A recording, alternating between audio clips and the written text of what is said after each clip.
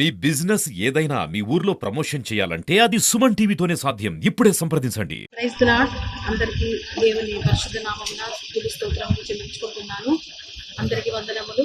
ఈ good Friday రోజున శుక్రవారం రోజున ఇలాగ మేమంతా చేరి శిలువయాగంలో పార్టిసిపేట్ చేసి తర్వాత మండు టెండ అని కూడా లెక్క చేయకుండా సభ్యులందరూ సంఘ సభ్యులందరూ బాగా అందరూ పాల్గొన్నారు. దాన్ని బట్టి అలనాడు గొల్గొతా కొండలో యేసు ప్రభు కార్చిన రక్తమును బట్టి ఈనాడు మేము ఇలాగ శిలువయాగం జరిగించడానికి గొప్ప ధన్యతను బట్టి స్తుతులు స్తోత్రాలు.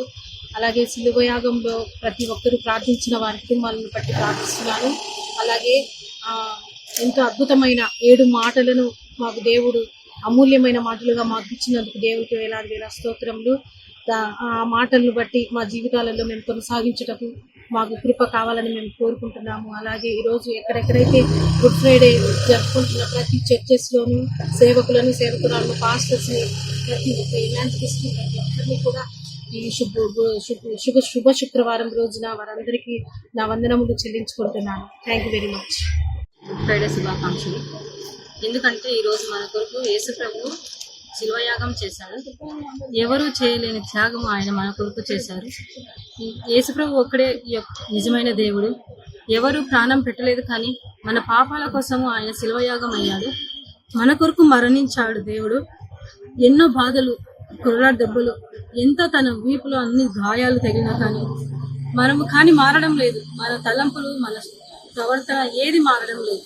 ఆయన చేసిన త్యాగాన్ని గుర్తుపెట్టుకొని ఆయన మనకు ఎవరూ చేయలేని త్యాగం మన కొరకు చేశారని ఎంతో మంది బలులు అర్పిస్తున్నారు. కానీ మన కొరకు యేసయ్య బలి అయినారని గుర్తుపెట్టుకోండి. ప్రతి ఒక్కరు మారమని అడుగుతున్నాను. నిజమైన దేవుడు యేసయ్య అని ప్రతి ఒక్కరికి నేను మొరపెట్టుకుంటున్నాను. మన కొరకు ప్రాణం పెట్టిన వ్యక్తి ఆయన ఒక్కడే అని గుర్తెరగాను తెలుసుకోమని అడుగుతున్నాను.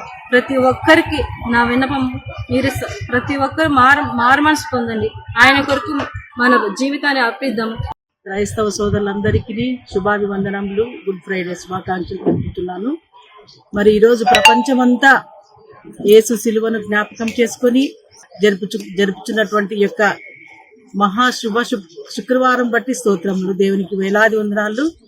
అనేకులు మరి ఇంకా మారు మనసు పొందలేక పోచున్న బిడ్డల కొరకు యేసు